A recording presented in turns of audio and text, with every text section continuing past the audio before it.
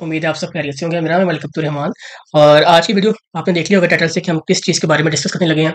वैसे ना लोग अपनी जो है एलएलसी बना लेते हैं यूएसए के अंदर, और ये क्या है कि उनको पता नहीं होता कि उनके ऊपर टैक्स कौन-कौन से लग सकते हैं और कौन-कौन से नहीं लग सकते। उनको उनकी कौन-कौन सी ऑब्लिगेशंस होती हैं, जो कौन-कौन सी कंप्लायंस होती हैं जो उन्हें करना ज़रूरी होती हैं ताकि वो अपनी एलएलसी को फ्यूचर में मतलब स्मूथली उसको रन कर सकें। चलिए स्टार्ट करते हैं। सबसे पहले जो टैक्सेस होते हैं, सबसे पहले टैक्सेस से स्टार्ट करते हैं, फिर उसके बाद देखेंगे कि उन्होंने कुछ और चीज़ पे करनी होती है या नहीं। उसके बाद देखेंगे कि क्या उन्होंने कुछ चीज़ रिन्यू करनी होती है या नहीं, और क्या चीज़ें हैं। सारी गाइडेंस इंशाल्लाह इस वीडियो के अंदर कवर करेंगे कि एक दफ़ा आपने अपनी एलएलसी बना ली एज़ अ नॉन रेज़िडेंट। मैं रेज़िडेंट की बात नहीं कर रहा, जो यूएसए के अंदर बनाते हैं, उनकी बात नहीं कर रहा। वो उनकी टैक्सेशन अलग से होती है, उनकी क्रेडिट अलग से होते हैं, उनकी federal tax return, state tax return, sale tax, सब कुछ वो डिफरेंट होता है। और अगर हम as a non resident LLC बनाई हुई है हमने यूएसए के अंदर, जो कि हमें यूएसए ने अलाउ किया हुआ है कि आप इज़िली अपनी जो है पाकिस्तान से, इंडिया से, बांग्लादेश से, कहीं से भी आप मतलब अपने यूएसए से बाहर की कितनी भी कंट्रीज़ हैं, आप अपनी एलएलसी यूएसए के अंदर बनाना चाहें तो इज़िली बना सकते हैं, और अपनी जो टैक्सेशन है उसकी डिफरेंट होती है। ठीक है? उसको देखेंगे किस तरह से हम इसको लेके चल सकते हैं। सबसे पहले जो टैक्सेशन के अंदर आएगी, एक होती है फेडरल टैक्स। ठीक है? फेडरल इनकम टैक्स होता है, जैसे कि आपको पता है कि पाकिस्तान के अंदर जो है एक जो फेडरल है एबीआर लेता है, सारे टैक्सेस वगैरह कलेक्ट करता है। और एक छोटे नीचे जो उनके डिपार्टमेंट मतलब सूबाई लेवल पे, जैसे प्रोविंशियल लेवल पे डिपार्टमेंट होते हैं, जैसे पीआरए है, एसआरबी है, जो कि जो है अपनी सर्विसेज के ऊपर अपने टैक्स डिडक्ट करता है। उसी तरह से वहाँ पे यूएसए के अंदर भी इसी तरह से यह है कि फेडरल इनकम टैक्स, जो कि आईआरएस इंटरनल रेवेन्यू सर्विसेज है, जो अपनी जितने भी कोई आप जो वहाँ पे अपनी इनकम जो कि यूएसए के साथ आप मतलब अपनी कोई भी चीज़ अपने वहाँ पे इनकम अर्न की है, उसके ऊपर आपको टैक्स लाज़मी देना पड़ेगा। उसकी टैक्स कितनी होती है नॉन रेज़िडेंट के लिए? ये सब कुछ लिखा हुआ है, आप यहाँ पे पढ़ सकते हो। ये पास टू एंटिटीज़ होती हैं। मतलब पास का मतलब ये होता है कि एलएलसी तो खुद टैक्स नहीं देना। लाइक अगर देखिए ना, एक आपने एक कंपनी बना ली, कंपनी बना के आपने क्या किया कि उसके ऊपर अपनी जितनी भी अपनी इनकम वगैरह अर्न करने लग पड़े, अपने बिज़नेस बैंक अकाउंट के अंदर उसकी जो जितनी भी ट्रांज़ैक्शन है, सारी वो पेमेंट्स लेने लग पड़े। लेकिन एलएलसी ने अपनी रिटर्न नहीं फाइल करनी। एलएलसी अपनी कभी भी अपनी रिटर्न नहीं फाइल करता। वो जितनी उसकी इनकम होती है, वो उसे पास कर देता है अपने जो ओनर है उसके ऊपर। इसका मतलब है पास टू एंटिटीज़ का मतलब ये होता है कि एलएलसी क्या करता है कि जितनी अपनी इनकम उसके पास होती है, उसको अपने जो ओनर है उसके रिटर्न के ऊपर पास थ्रू कर देता है, और वो उसके ऊपर टैक्स देता है। और इसकी जो रेट है, इनकम टैक्स का रेट है, वो आपको पता है कि वो 10 टू 35% है। जैसे कि पाकिस्तान के अंदर करंटली जो रेट चल रहा है फेडरल टैक्स का, जो सैलरी के अंदर जाएँ तो 5% से 35% चल रहा है। और अगर हम जाएँ वहाँ पे जो एओपी और कंपनीज़ की तरफ जाएँ, तो वो आई थिंक 10 से 45 की तरफ मतलब इसके जो है दरमियान वो जा रहा है। सेम इनका भी इसी तरह से होता है कि जैसे-जैसे प्रोग्रेसिव इनका जो है सिस्टम है, जैसे-जैसे आपकी जो है वो इनकम बढ़ती है, वैसे-वैसे आपका जो टैक्स टैक्स का रेट है वो भी इंक्रीज़ कर जाता है। और इसकी एज़ अ नॉन रेज़िडेंट आपने टैक्स लाज़मी देना है अगर आपकी ये इनकी आप यूएसए के अंदर आप इनकम कमा रहे हैं। और ये फडैप इनकम नहीं है। एक फडैप इनकम भी होती है, वो आप उसको देख लीजिएगा।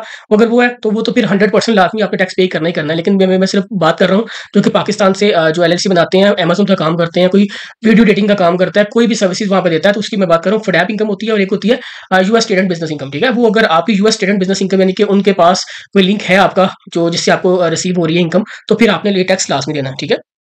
और इसके बाद क्रेडिट्स हैं। क्रेडिट्स आपको कुछ नहीं मिलते। एक स्टैंडर्ड डिडक्शन होती है, ये आपको नहीं मिलती। स्टैंडर्ड डिडक्शन क्या होती है कि पाकिस्तान के अंदर जैसे 6 लाख से कम होता है ना, उसके ऊपर टैक्स नहीं दे सकते। लेकिन वहाँ पे भी ये लिमिट है, 14,600 की लिमिट है। तो उससे जो नीचे होगा वो टैक्स नहीं देते। लेकिन वो पाकिस्तानियों यानी कि नॉन रेज़िडेंट के लिए वो भी लिमिट नहीं है। और ये क्रेडिट्स हो गए, ये आप एग्जांपल देख सकते हैं। बाकी इसके अलावा जो है ये स्टेट एंड लोकल टैक्सेस, वही जो मैंने आपको पहले बताया प्रोविंशियल टैक्सेस जो है, मैंने कंपेयर करके चल रहा हूँ। मतलब पाकिस्तान का और यूएसए का टैक्सेस हम कंपेयर करके चल रहा हूँ। जैसे पाकिस्तान के अंदर एसआरबी है या पीआरए है, जो कि सर्विसेज के ऊपर टैक्स लेते हैं। सेम उसी तरह से है कि वहाँ पे भी स्टेट एंड लोकल लेवल पे जो है वो टैक्सेस होते हैं। तो इसको आप देख सकते हैं कि ये डिपेंड करते हैं, different state to state depend करती हैं। इसकी जो रेंज होती है वो 2.5% से 6.5% होती है। तो आप उसको देख सकते हैं, जो भी होगी रेलिवेंट। तो ये चीज़ है, ये डिपेंड करता है कि होगा ना 2.5% से। हाँ, एक स्टेट्स हैं जैसे कि फ्लोरिडा है, टेक्सास है, और इसके अलावा वायोमिंग है। यहाँ पे जो होता है वहाँ पे स्टेट टैक्स नहीं है, 0 है। लेकिन बाकी जितने भी स्टेट्स हैं वहाँ पे 2.5% से लेके 6.5% के दरमियान लाजमी स्टेट टैक्स होंगे। और ये थर्ड हो गया, ओह सॉरी सेकंड हो गया। अब थर्ड की तरफ चलते हैं। थर्ड क्या है कि हमारा एक पेरोल टैक्सेस होता है। पेरोल टैक्सेस क्या होता है कि आपने कोई जो है अपने कोई भी एम्प्लॉयी उसको हायर किया, उसको आप अपने जो है वो सैलरी देनी है। सैलरी देते वक़्त आपने उसका टैक्स डिडक्ट करना है। टैक्स डिडक्ट करते वक़्त उसका सोशल सिक्योरिटी टैक्स है, मेडिकल टैक्स है, जिसे हम फाइका टैक्स भी कहते हैं। फाइका टैक्स है, इसकी जो परसेंटेज होती है वो 1.5% होती है, जो कि एम्प्लॉयर पोर्शन होता है। 1.5% एम्प्लॉयी पोर्शन होता है, वो जो कि जाके 2.9% टोटल बनता है। और उसके बाद जो है जो मेडिकल टैक्स है ये है, और सोशल सिक्योरिटी टैक्स जो है वो 6.2% है। इसकी पूरी एक है कैलकुलेशन है, वो करके फिर ये पेरोल टैक्सेस कैलकुलेट होते हैं। फिर जितनी भी उसको अपने किसी भी बंदे को आपने हायर किया हुआ है, उसको जब पेमेंट कर रहे हैं उसको वेजेस की, तो सैलरीज की, तो उसके अंदर से आपने ये जो अमाउंट है उसको डिडक्ट करना है। ठीक है? फेडरल टैक्स भी डिडक्ट करना है, अनएम्प्लॉयमेंट इंश्योरेंस भी डिडक्ट करनी है, social security tax, medical tax, ये सारा टैक्स डिडक्ट करके बाकी जो अमाउंट बचेगी उसको वो आपने इसके बैंक अकाउंट के अंदर ट्रांसफर कर देनी है। ये भी आपके ऊपर ऑब्लिगेशन है एज अ नॉन रेजिडेंट। ठीक है? देखिए लिखा हुआ है if LLC hire US employees, ठीक है, तो उसके ऊपर ये सब कुछ यहाँ पे लाजमी होगा। ये इनका क्रेडिट होता है, वर्क अपॉर्चुनिटी टैक्स क्रेडिट आपको मिल जाता है अगर आपने सब कुछ किया हो, तो एज अ नॉन रेजिडेंट भी मिल जाएगा।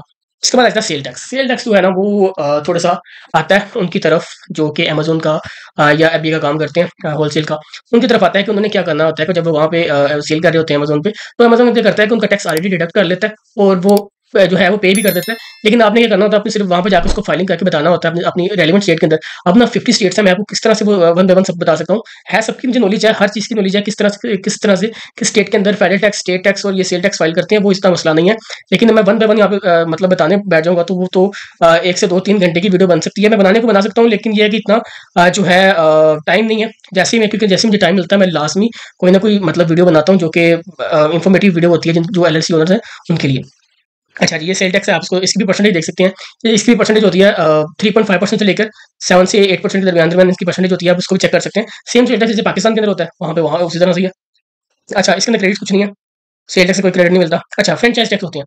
जैसे कि फ्रेंचाइज टैक्स ये होता है कि आपने अपनी एलएलसी बना ली, इसको आपने हर साल अपनी जो है उसका कुछ उसको एलएल स्टेट को कुछ पैसे देकर अपनी फ्रेंचाइज टैक्स को पे करना होता है। उसको जो है अपनी जो स्टेट को देकर वो एलएलसी आपकी रिन्यू, ठीक है, वो स्टेट टैक्स आपने हाँ, हाँ, बिल्कुल अपने स्टेट टैक्स लाजमी पे करना है। तो अगर ये आप ना करो तो आपकी एलएलसी डिसॉल्व भी हो जाती है, ये आपने ये बात याद लाजमी रखनी है। अच्छा जी, ये 1040 अंदर आपने फाइल करनी होती है अगर आप नॉन रेजिडेंट हो, ठीक है, अगर आपकी इनकम है तो। और मल्टी मेंबर एलएलसी है तो 1065 नॉन रेजिडेंट है, तो ये भी आ गया, ठीक है।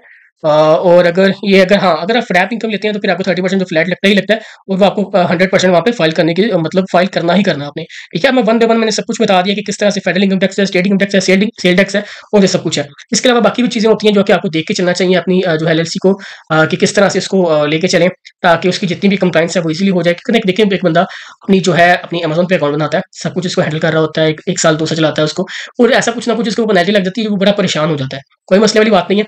आप अगर आपको पेनल्टी लग गई है तो नीचे गिवन है, अब अगर आप चेक करेंगे ना डिस्क्रिप्शन के अंदर नंबर गिवन है मेरा, ठीक है। आप डायरेक्ट वहाँ पे व्हाट्सएप के लिंक पर क्लिक करेंगे तो आप मेरे से कनेक्ट हो जाएंगे व्हाट्सएप पे। अगर आपकी कोई पेनल्टी लगी हुई है या आपने अपनी फेडरल टैक्स की रिटर्न फाइल करवानी है जो कि 15 अप्रैल 2025 लास्ट डेट है, उससे पहले पहले अगर आपने ना फाइल करवाई तो $25,000 की जो है वो पेनल्टीज आपके ऊपर लग सकती है अगर आपने रिटर्न ना फाइल करवाई। तो अगर आपने फाइल करवानी है तो मेरी यूट्यूब पे वीडियो भी अवेलेबल है, आप उसको देखना चाहें करना चाहें कर सकते हैं। लेकिन फिर भी जो है अगर आपने हमारे से करवानी हो तो आप व्हाट्सएप पे कॉन्टैक्ट करके तो वो भी फाइल करवा सकते हैं। अगर आपने अपनी जो भी स्टेट टैक्स रिटर्न फाइल करवानी है, सेल टैक्स रिटर्न फाइल करवानी है, पेरोल की टैक्स जो रिटर्न है, जो W2 होता है वो आपने अगर फाइल करवाना है, या आपने फ्रेंचाइज टैक्स फाइल करवानी है, कोई भी आपका कोई काम है, आपने अपनी एलएलसी बनवानी है, कुछ भी करवाना है आपने, कोई आपकी एलएलसी है आपने किसी से बनवाई थी और अब आप चाह रहे हैं कि उसकी एक मतलब पूरी इंक्वायरी हो जाएगी इसका क्या क्या रहता है और क्या क्या इसका हो गया है, वो भी कोई मसला नहीं है। आप हमसे बात करेंगे, अपनी डिटेल वगैरह शेयर करेंगे और सारी पूरी इंक्वायरी आपको बता देंगे कि आपको क्या क्या चीज़ें हो गई हैं और क्या क्या होने वाला है और क्या क्या आपके ड्यू डेट्स हैं। क्योंकि जब हम अपने एलएलसी बना के देते हैं ना अपने क्लाइंट को, साथ उनको बताते हैं उनको कि आपकी ड्यू डेट्स कौन कौन सी हैं, आप ताकि वो कंप्लाइंस इजीली कर सकें। इसीलिए फिर आपको पूरी इंक्वायरी डाल के उनको बताते हैं कि आपकी ये ड्यू डेट्स हैं, आप इसको चेक कर सकते हैं और ये सब कुछ जितनी भी चीज़ें हैं वो इजीली हैंडल हो जाती हैं। अगर आपने ना सिर्फ अपनी एलएलसी बना ली, अगर आपका ईएन नहीं आ रहा, क्योंकि अभी तो 1 से 2 मंथ लग रहे हैं ईएन आते होते, अगर आप उनकी पूरी उनको जो है कॉल करके उनसे वो लेते हैं, अपडेट लेते हैं फिर नहीं तो अगर अपडेट नहीं लेते तो फिर तो 5-5 6-6 माह के बाद ईएन आ रहा है। तो अगर आपको कोई भी सर्विस चाहिए हो यूएसए की टैक्सेशन के लिए, अगर आपका वहाँ पे कोई रेजिडेंट बंदा रह रहा है, मतलब जिसने अपनी वहाँ पे रिटर्न फाइल करवानी है, W2 है, 1099 है और कोई भी है, 1099 MIC है, 1099 NEC है, कोई भी आपकी कोई इनकम है, अगर वहाँ पे कोई बंदा रह रहा है, 1099 INT है, 1099 DIV है, कोई भी मसला नहीं है। आप अगर आपने कॉन्टैक्ट कर सकते हैं व्हाट्सएप के ऊपर, आपका रेजिडेंट की रिटर्न भी फाइल होगी, नॉन रेजिडेंट की रिटर्न भी फाइल होगी, इजीली सब कुछ हैंडल हो जाएगा। तो अगर एक बंदा हमसे एलएलसी ओपन करवाता है तो उसको क्या है कि वो उसको ये बेनिफिट है कि उसका कोई भी क्वेश्चन होगा उनको उसी टाइम मतलब जैसे फ्री होते हैं उनको रिप्लाई किया जाता है। हाँ, आप भी कर सकते हैं। अगर आपका कोई भी क्वेश्चन है इस वीडियो से रिलेटेड, आप व्हाट्सएप पे मैसेज करें, इंशाल्लाह जैसे फ्री होंगे आपको लाजमी रिप्लाई करेंगे। मैं 100% अपनी कोशिश करता हूँ कि जितने भी मुझे मैसेजेस आते हैं लोगों के, मैं उनको जितनी भी उनकी क्वेरीज होती हैं उनको लाजमी रिस्पॉन्ड करूँ, उनको बताऊँ कि किस तरह से आपको लेकर चलना चाहिए, कि क्या है। अगर वो काम ना करवाना उनकी मर्जी है, ठीक है, काम करवाएं ना करवाएं उनकी मर्जी है, लेकिन उनको पूरा अच्छे से गाइड किया जाता है, ठीक है। उम्मीद है आपको ये वीडियो अच्छी लगी होगी। अगर आपको वीडियो अच्छी लगी तो इस वीडियो को लाइक करिएगा, चैनल को सब्सक्राइब करिएगा। मिलते हैं नेक्स्ट वीडियो के अंदर, तब तक अपना बहुत ख्याल रखिएगा। अल्लाह हाफिज़।